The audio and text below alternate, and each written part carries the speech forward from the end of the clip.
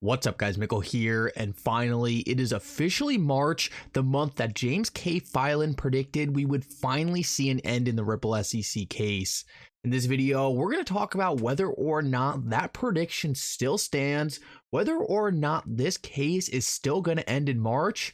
I also want to talk about a shocking new discovery we just found out about, because it looks like the SEC strategy to get cryptocurrency companies and tokens to come in and register is failing miserably. Gary Gensler, since he took control of the SEC, has made it sound like he has done an excellent job in taming the cryptocurrency industry. I want to show you how far from the truth that really is, and show you just how miserably Gary Gensler is failing right now. Last of all, towards the end of the video, I want to talk about what happens if XRP is declared a security. We just got a brand new clip of Chris Larson describing what happens if XRP is in fact declared a security. This is something you are definitely going to want to see. Like always, your support means so much to this channel. If you want to see more videos just like this, make sure to hit the like and subscribe button down below and turn on bell notifications. These three simple things go such a long way in helping this channel grow, and it really does mean so much to me. If you guys ever need a good place to buy some XRP or the Flare token, make sure to check out my favorite exchange, Uphold, down in the description of this video. With that said though, let's jump right into it, and I hope you guys enjoy the content. So I want to start out this video and go over a brand new piece of reporting by Eleanor Terrett. Now, we really are lucky that she decided to start covering this case, because up until her and Charlie Gasparino started covering the Ripple SEC case, almost everyone in mainstream media was completely ignoring this thing. Even people who used to cover this case, like Julia Chatterley of CNN, completely stopped covering this thing, and I have a feeling most of the mainstream media was just told, you're not allowed to talk about this case. Now, Eleanor Terrett actually has connections at the SEC, so she was able to directly ask them for a statement on their ongoing crypto enforcement cases. The SEC's answer to that is, we're in active litigation in cases raising the application of our securities laws to crypto assets. Our enforcement division has been quite successful so far, and we look forward to additional court decisions on these issues. And James K. Filan responded to this, so far. And essentially that comment by James K. Filan was alluding to the fact that he doesn't think that the SEC is going to get another win against Ripple.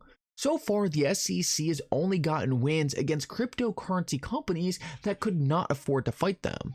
The SEC has gone after the smaller players in the industry and essentially forced them to settle with them, and then calling it a win. Well, unfortunately for the SEC, Ripple has the money and lawyers to actually defend themselves, and that's why many high-profile lawyers like James K. Filan, like John Deaton, like Jeremy Hogan think Ripple is gonna win this case. The SEC doesn't necessarily have a lot of wins in the cryptocurrency industry because they've been on the right side of the law. They have a lot of wins in this industry because they've picked on small players who couldn't defend themselves.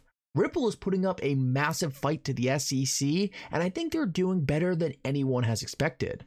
Now, James K. Filan also put out a prediction that he thinks we will see a decision in this case by Judge Torres before or on March 31st. Now, I actually asked him in this tweet thread if he still thinks this prediction is going to hold. Now, I haven't gotten an answer yet, but if I do before I finish this video, I will make sure to update it. But as of now, I have a feeling that this prediction would hold. I think if James K. Filan was going to change his prediction, he would point it out publicly, so he might just not feel like it's really worth answering this. Now, it's important to note, and I saw this a lot in the comments, that James K. Filan likely rounded up on this estimate. People in the XRP community have been waiting forever for this current case to end, so it makes sense that James K. Filan would have stuck to the conservative side on his prediction. Now, I think it's important to point out, there is no way James K. Filan could predict the future, and he could very well be wrong on this date. But he's a very smart lawyer, and I have seen other lawyers like Jeremy Hogan endorse this prediction. That means right now we are really in prime time to get a decision on this case.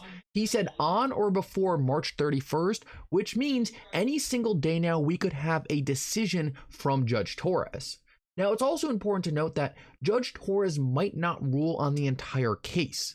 She might only rule on the main issues, like whether or not XRP is a security, and other parts of the case could go to trial. There is also a scenario, and this is very interesting, and this is what attorney Fred thinks is going to happen.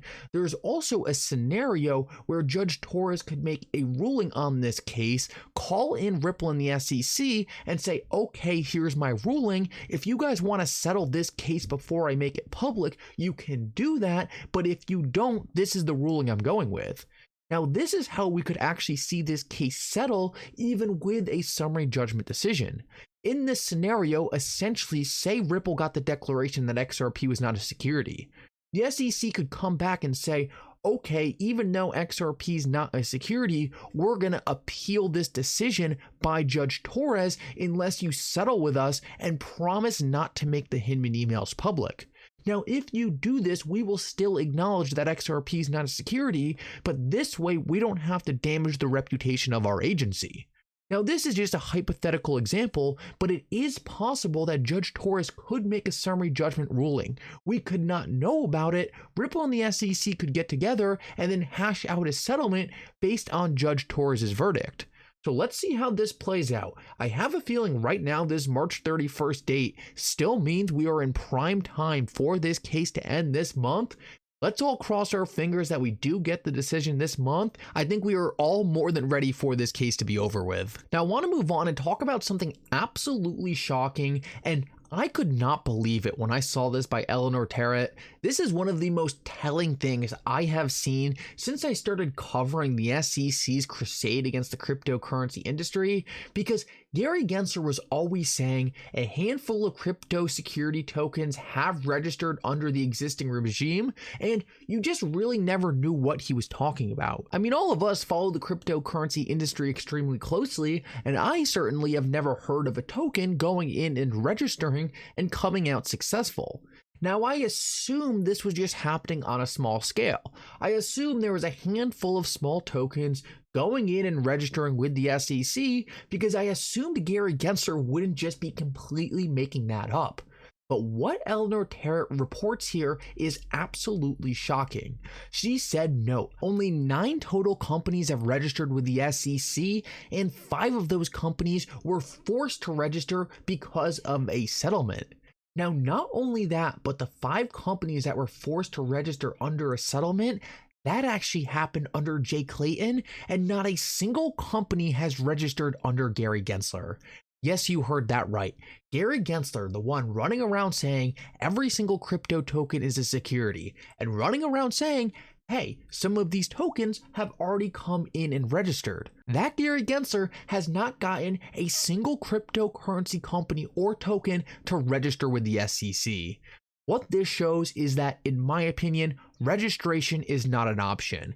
Gary Gensler is using his position at the SEC to sue different companies and hold back the cryptocurrency industry. He is trying to hold back this industry as long as possible, so the JP Morgans, the Goldman Sachs, the Bank of Americas, the big guys can build up their custody solutions, and the big guys can come up and take over this asset class. I am a firm believer that Gary Gensler does not want to kill crypto. And why do I think that? Because the big banks want crypto. Banks need cryptocurrencies, or else they are going to get out-innovated by fintech. They're going to get out-innovated by Apple. They're going to get out-innovated by Amazon, and the banks need cryptocurrencies to catch back up. But what the banks can't afford to happen is for the crypto players to build up businesses that are larger than the banks, and ultimately the banks miss out on crypto. What Gary Gensler is doing is he's putting the brakes on the industry. He's trying to make it illegal for these cryptocurrency companies to operate so the banks can come in and take over these products. Now, who knows how this is going to happen, but what we can see right here is one of two things. Either the entire cryptocurrency industry is telling Gary Gensler to F off, which is pretty hilarious because obviously no one is coming in and registering, or it is absolutely impossible to register, and Gary Gensler saying come in and register is just his way of luring in a company before an inevitable lawsuit. Now, I don't know exactly which one is the case. Either way, it shows that Gary Gensler is failing miserably at the SEC. His crypto strategy is a complete failure, and ultimately, if we do get pressure put on Gary Gensler, cross my fingers we eventually get that, This is not the reputation you want to have. This shows he's a failure. This shows the SEC should not be involved in crypto. And I want to finish this video off and show you exactly how Gary Gensler is making it impossible for these different cryptocurrency companies and tokens to come in and register, because honestly, the label of a security isn't that detrimental. If you just make exceptions for crypto securities, you can likely have a functioning ecosystem where cryptocurrencies are securities, but you have to update the rules. The rules were made before cryptocurrencies existed, so they don't make sense. For example, there's something called T+2. That means in order for a security to settle, it's going to take 2 days. Well, that doesn't make sense for XRP. XRP transacts instantaneously, and the entire purpose of XRP would be completely destroyed if it had to follow T+2. Well, Gary Gensler, rather than updating securities laws, he is telling Ripple, hey, you need to register XRP and it has to follow T+2. Now, we don't know if these are the exact details, but what we can get from this clip of Chris Larsen, I'm not going to play it just because it's kind of long and the volume's bad. What we can get from this clip of Chris Larsen is this is exactly what the SEC is saying. They are saying you need to conform to the traditional securities laws and we're not going to make any exceptions. This is exactly how they're making it impossible to register. They are saying, okay, we'll kill your technology, come in and register, get over it. This is not how the US should work. If Gary Gensler wanted to have any credibility, he would say, okay, come in, let's figure out a way where you can sell in a compliant manner, and we'll figure out how to register the token in a way that doesn't hurt the ecosystem. That's not what's happening, and that's why Gary Gensler has not gotten a single company to register. Anyway, thank you so much for coming. I hope you enjoyed this update. If you did, make sure to like and subscribe. It really does help this channel out so much. And for now, Mickle out.